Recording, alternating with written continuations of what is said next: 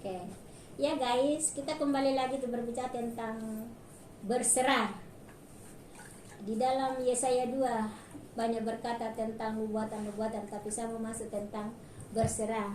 Ada satu kata di dalam Yesaya pasal 2 ini, ayat 22 yang bilang, janganlah berharap banyak kepada manusia, tetapi belajarlah bagaimana Tuhan itu punya rencana yang besar dalam hidup kita. Kenapa? Saya mau rindu juga memberikan kesaksian saya.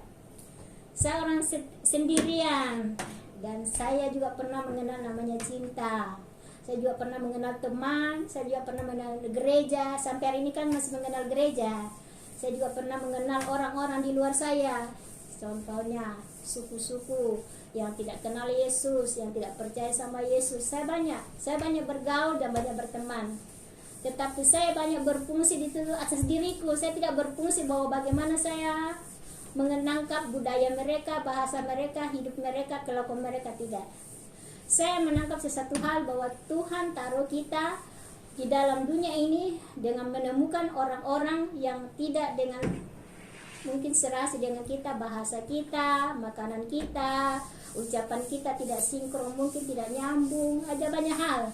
Saya belajar dari situ bahwa setiap kita anak Tuhan. Ada satu ayat dalam firman Tuhan, saya sudah lupa, tapi saya sering baca bahwa kita ini anak orang gereja, anak Tuhan yang benar. Kita ini sebenarnya orang asing. Kenapa Tuhan gambarkan orang asing?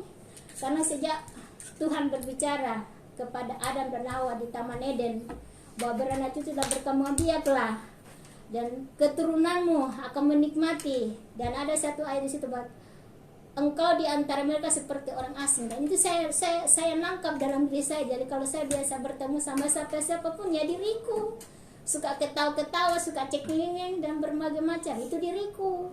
Tapi saya tidak ikuti orang punya gaya, bahasa pun tidak pernah. Aku berpuluh-puluh tahun dimanapun tidak pernah ikut bahasa siapapun kecuali bahasa Indonesia.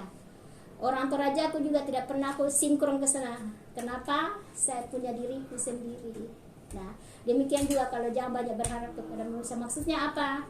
Kata ini di dalam Yesaya disampaikan artinya, bolehlah kita diri kita, bolehlah kita bergaul, bolehlah kita menerima teman saudara, tapi kita punya diri. Kenapa? Kita punya diri nanti di dalam Tuhan. Kita punya nikmat sendiri dalam Tuhan. Kita punya kesukaan dalam Tuhan. Sebab kalau kita berpanjangkan ke sana, tabur tuai, waduh terlalu jauh. Tapi milikilah sana juga kita. Kita miliki diri kita. Kalau kita enjoy di sini, ya enjoylah kita di sana, puji Tuhan. Kalau kita merdeka dari sini, ya merdekalah kita dalam kerjaan surga. Kalau kita terikat di sini, bagaimana juga saya tidak tahu. Tapi satu hal, Tuhan tidak mau kita terikat. Terikat dengan apa? Budaya, agama. Terlalu panjang lagi. Mari jadikan diri kita bahwa kita punya diri sendiri. Karena kita punya simpati adalah kerajaan surga, bukan dunia. Satu saat kita bersama-sama bergemar dalam kerjaan surga, baru mengagumi betapa besar kasih-Mu, betapa ajaib. Tidak ada duanya. Bolehlah kami dalam dia tidak tahu apa-apa, tidak mengerti, tidak berupaya seperti orang-orang berusaha dari nol sampai besar, tidak, apa adanya. Sebab itu yang membawa kami menanggung di atas segala-galanya di dalam kerajaan nanti, bersukaria, berglori. Tuhan baik, dahsyat, ajaib perbuatan-Mu. Tapi kita tidak mungkiri kalau kita masih di dunia, entah 70 tahun, 80 tahun, 100 tahun mungkin, kita tidak mungkiri. Perjalanan kita juga kita tidak mengerti. Ada tanjakan besar, ada masalah, ada batu di depan, ada kerikil di depan, kita tidak mungkiri. Tetapi mari kita selalu sinkronkan hati kita. Bahasa anak Tuhan, saya diberkati, saya sudah ditolong, dikuduskan, apalagi saya sudah banyak mengalami perubahan, mengenal Tuhan dalam pengertian. Saya juga banyak merasakan bagaimana Tuhan itu baik dan luar biasa. Tuhan berkati, haleluya, amin. Bagaimana kamu?